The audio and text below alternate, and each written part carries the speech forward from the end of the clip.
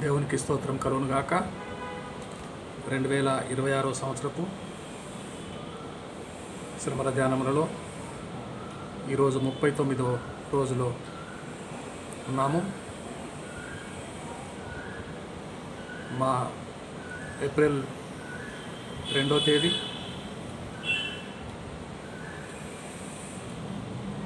గురువారం, తెల్లారితే good Friday. రండి, దేవుని వాక్యము మన క్రమము చొప్పున చదువుకొని కొద్ది నిమిషాలు ధ్యానం చేసుకుందాం.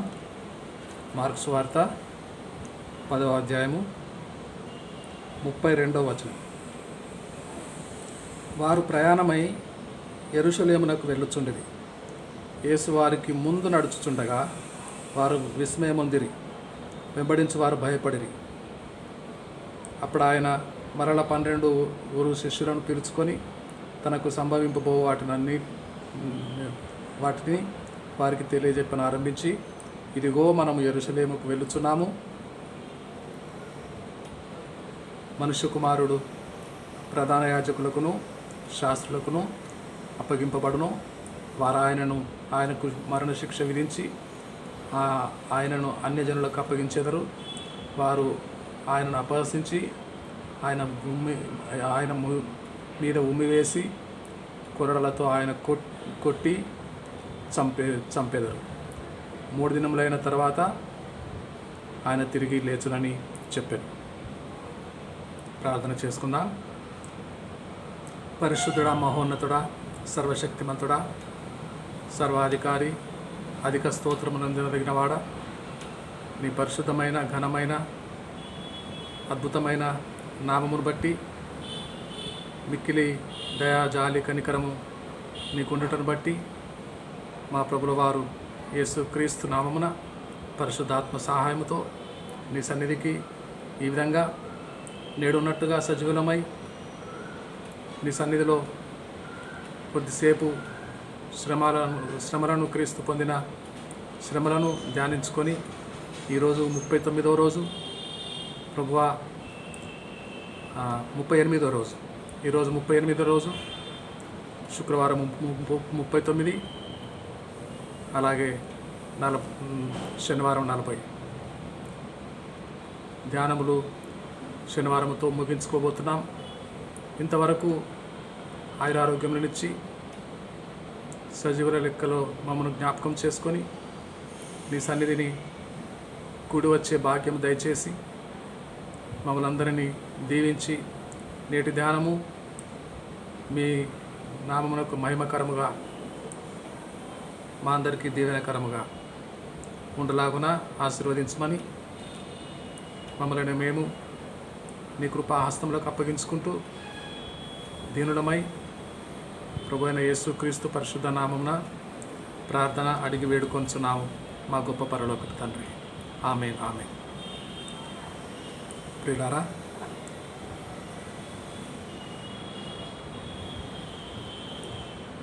ఆయనకు సంభవింపబో వాటిని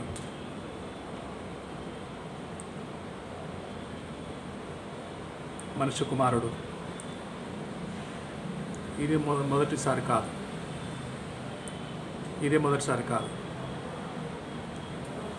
9వ అధ్యాయము 31లో కూడా ఈ విధమైన మాటలే చెప్తాడు. ఏలయనగా మార్కు సువార్త 9:31, ఏలయనగా ఆయన తన శిష్యులకు బోధించుచు మనుష్య కుమారుడు మనుషుల చేతికి అప్పగించబడు దినములు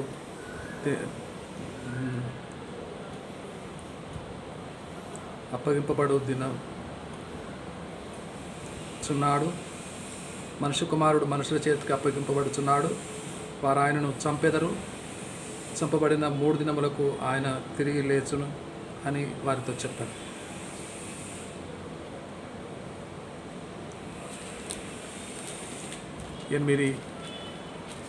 మార్కు సువార్త 8వ అధ్యాయము 31లో కూడా ముమ్మారు ఆయనకు సంభవింపబో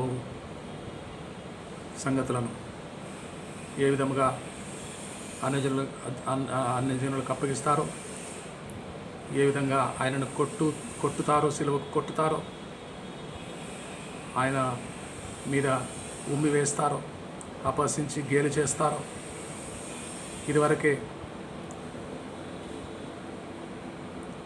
మార్క్స్ వార్త 8వ అధ్యాయము 31లో కూడా మనుష్య కుమారుడు అనేక హింసలు పొంది పెద్దల చేత చంపబడి, పెద్దల చేతను, ప్రధాన యాజకుల చేతను, శాస్త్రుల చేతను ఉపేక్షింపబడి 3 దినములైన తర్వాత లేచుట అగత్యమని ఆయన వారికి బోధింపనారంభించాను. ప్రియులారా, ఈ మూడోసారి మనం చదువుకున్న మార్క్స్ వార్త 10వ అధ్యాయంలో మూడోసారి ఇదే మాట చెప్తూ యేసు వారికి ముందుగా నడుచుచుండగా వారు విస్మయమొందిరి, వెంబడించి వారు భయపడిరి. ఎవరైనా ప్రభువా ఆయన శిష్యులు అడుగుతారు, ఇప్పుడే కదా యెరూషలేములో యూదులు మిమ్మలను రాళ్లతో కొట్టుచుండిరి, మరలా యెరూషలేములకు పోదామా అని భయపడతారు.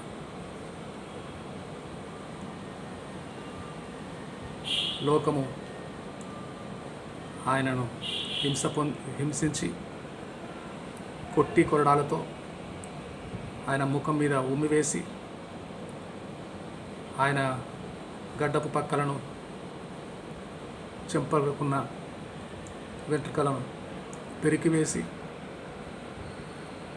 ముళ్ళ కిరీటము పెట్టి కొరడాలతో దున్నబడి చీల్చబడినట్లుగా ఆయన శరీరం అంతా కోసి ఆయనను సిలువకు అప్పగిస్తారు. ఆయన ముందే తెలుసు. ప్రియులారా, కైరో అను గతకాలమందు జీవించిన ప్రముఖ పామిస్ట్, హస్త సాముద్రిక శాస్త్రం ఎరిగినవాడు, ఐరిష్ పామిస్ట్, ఐర్లాండ్కు చెందిన పామిస్ట్.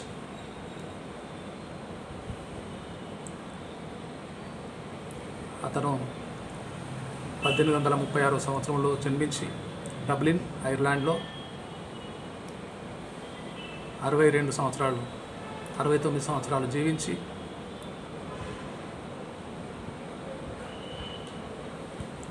1936లో హాలీవుడ్, కాలిఫోర్నియాలో మరణించినట్టుగా చరిత్ర చెప్తుంది. అయితే జీవితకాలంలో కొన్ని వందలు వేలు చనిపోయిన వారిని, ఏ కారణం చేత చనిపోతున్నారు అని వాళ్ళ అరచేతిలోని రేఖలు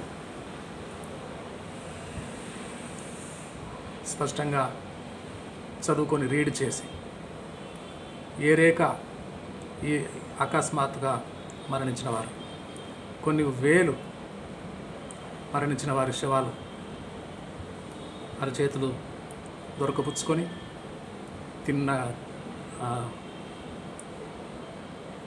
అరచేతులు రేఖలు ఎలా ఉన్నాయి అని చదివి జ్ఞానం పెంపొందించుకున్నవాడు, ప్రముఖ ఐరిష్ పామిస్ట్, ప్రముఖ ఆస్ట్రాలజర్ కైరో,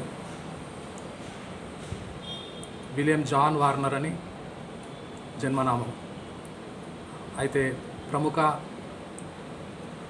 ఆస్ట్రాలజిస్ట్గా, పామిస్ట్గా ప్రపంచమునకు గుర్తింపు పొందినవాడు, కైరో అని పేరు కలిగినవాడు. కొన్ని వేల మంది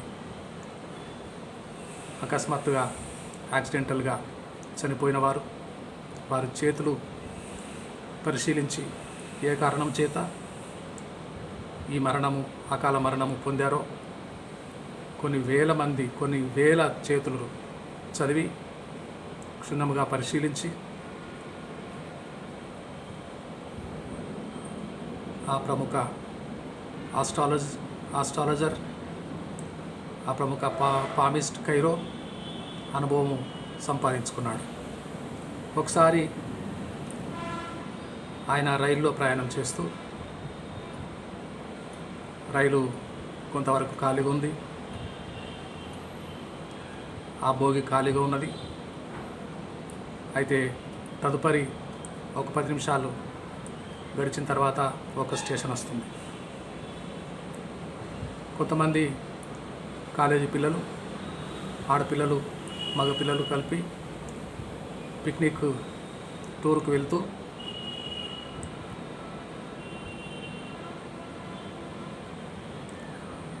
ముప్పై 40 మంది పిల్లలు ఆ బోగి ఎక్కుతారు. అల్లరల్లరి కేరింతలు కొడుతూ, ఆడుతూ పాడుతూ కొద్ది సమయము గడిచిపోతుంది. ఎక్కడ వాళ్ళు అక్కడ సీట్స్లో దొరికినప్పుడు కుదురుకొని సెటిల్ అయి కూర్చుంటారు. అంతలో ఏదో బుక్ చదువుతున్న ఈ సదరు వ్యక్తి కెయిరో బుక్ చదువుకుంటున్నాడు. పరిశీలనగా ఒకడు చూసి, వారిలో ఒకడు, కాలేజ్ స్టూడెంట్స్లో ఒకడు పరిశీలనగా చూసి, అరే ఈయన ప్రముఖ పామిస్ట్ కేరులాగున్నాడు అని పోల్చుకుంటాడు. అయితే ఒకరి తర్వాత ఒకరు, అవును నిజమే, ఇతను కేరో గారే, ఇతను ప్రముఖ ఆస్ట్రాలజిస్ట్, ప్రముఖ పామిస్ట్ కేరో గారే అని గుర్తిస్తారు. అందరూ వారి వద్దకు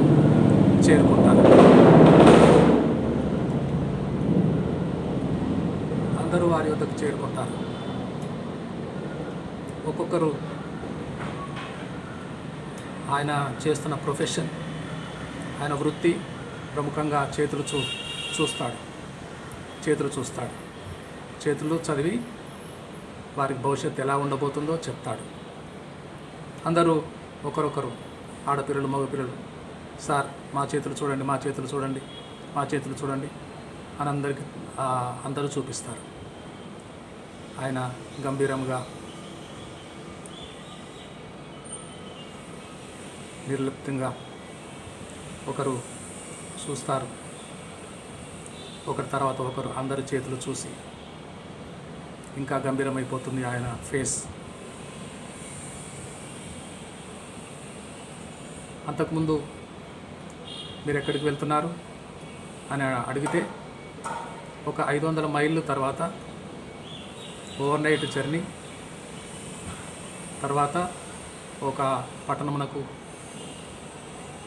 పని మీద బహిరంగ సభలో ఆహ్వానించారు.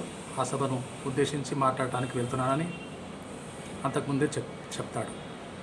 అయితే చాలా సమయం ఉంది, మీరు వెళ్ళే స్టేషను, ఆ తర్వాత స్టేషన్ మాది, పిక్నిక్ వెళ్తున్నాము అని వారికి పరిచయం చేసుకుంటారు. అయితే అందరి చేతులు చూసిన తర్వాత, అందరూ తమ చేతులు చూపించిన తర్వాత సడన్గా మామూలుగా ఏదో చెప్పేసి భవిష్యత్తు బాగుంటుందని, ఉద్యోగాలు వస్తాయని చెప్పేసి ఉభావంగా ఏదో జ్ఞాపకం వచ్చిన వాడిలా 5 నిమిషాలు తర్వాత ఒక స్టేషన్ వస్తుంది.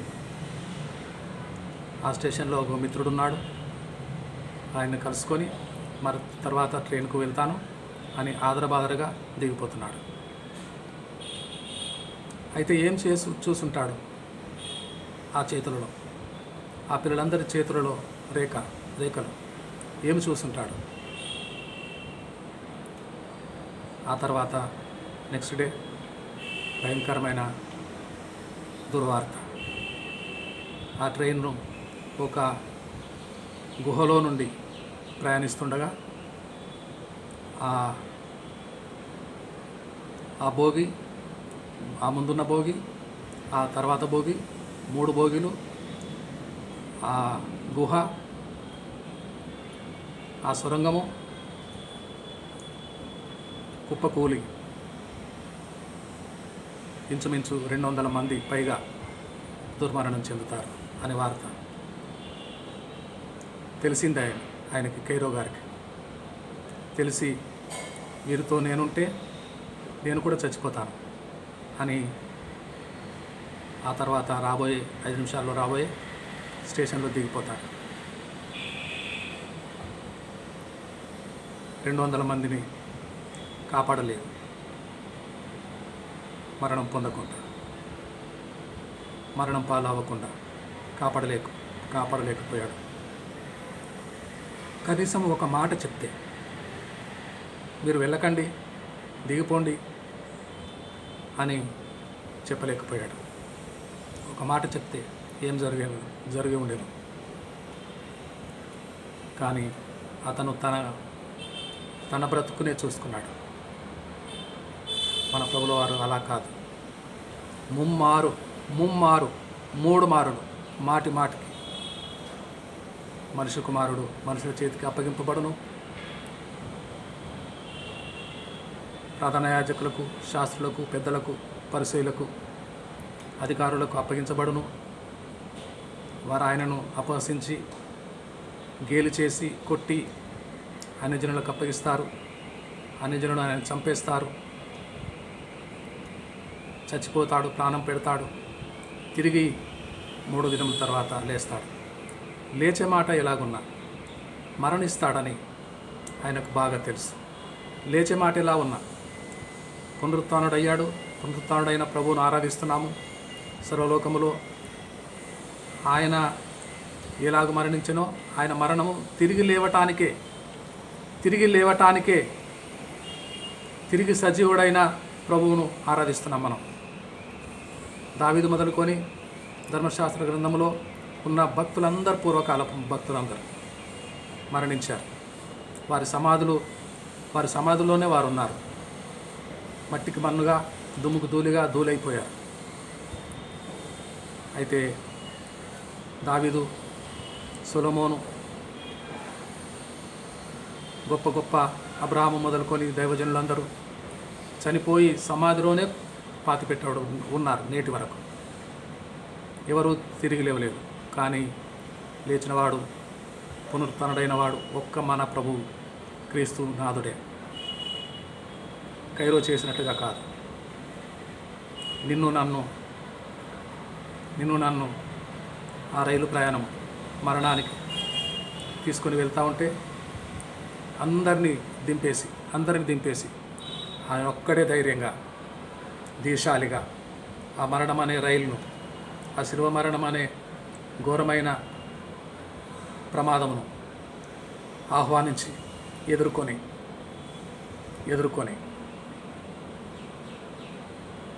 ఆయన మన కొరకు మరణించాడు.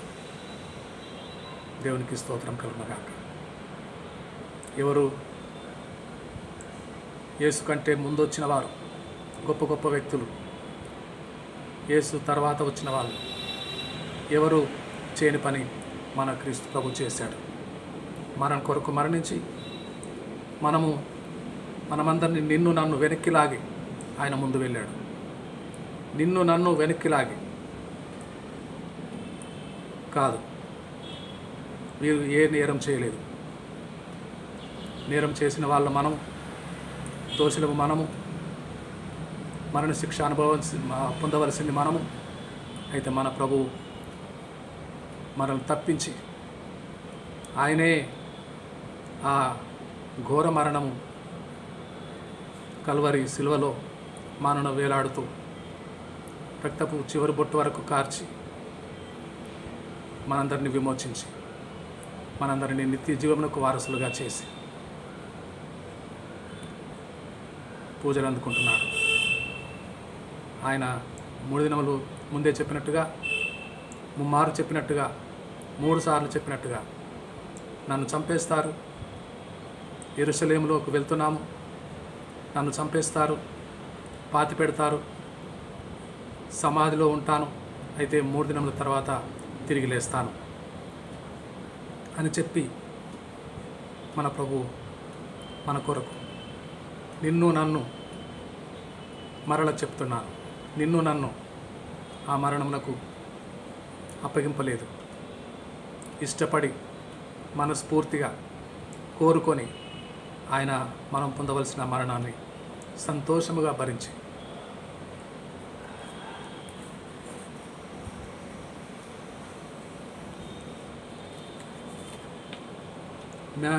మన వ్యసనములా వహించెన్, మన దుఃఖములా భరించెన్, మన వ్యసనములా వహించెన్, మన దుఃఖములా భరించెన్, మనమెన్నిక చేయకయే మన ముఖముల త్రిప్పితిమి, మనమెన్నిక చేయకయే మన ముఖముల త్రిప్పితిమి.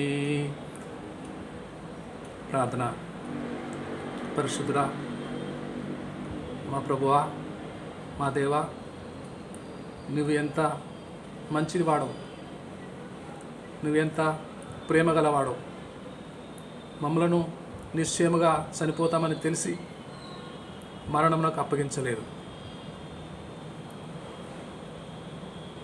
మా తండ్రి, మా తల్లి, మా ప్రియ స్నేహితులు, అన్నదమ్ములు ఎవరూ చేయలేని పని నీవొక్కడివే చేసి నేను సిలువ మరణము పొందవలసి ఉండగా, నేను చనిపోవలసి ఉండగా నన్ను తప్పించి నన్ను వెనుకకు లాగి కాదు కాదు కాదు కాదు ఇతడు నిర్దోషి, నేను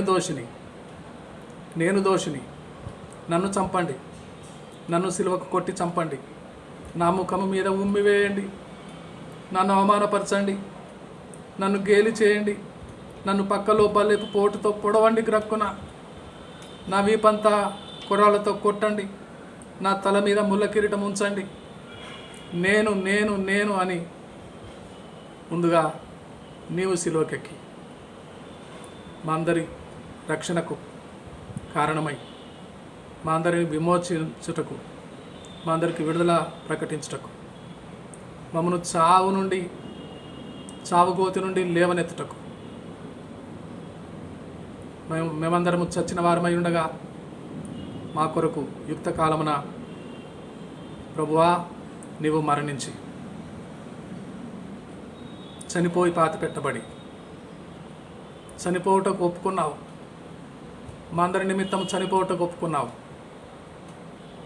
మా అందరి నిమిత్తము పునరుత్థానుడవయ్యావు, తిరిగి లేచావు. ఈ ధ్యానము నీకు నిశ్చయముగా మహిమ తెచ్చున్నదిగా ఉండినట్లు మేము నమ్ముతున్నాము. మా అందరికీ దీవెనకరంగా ఉండినట్లు మేమందరం విశ్వసిస్తున్నాం.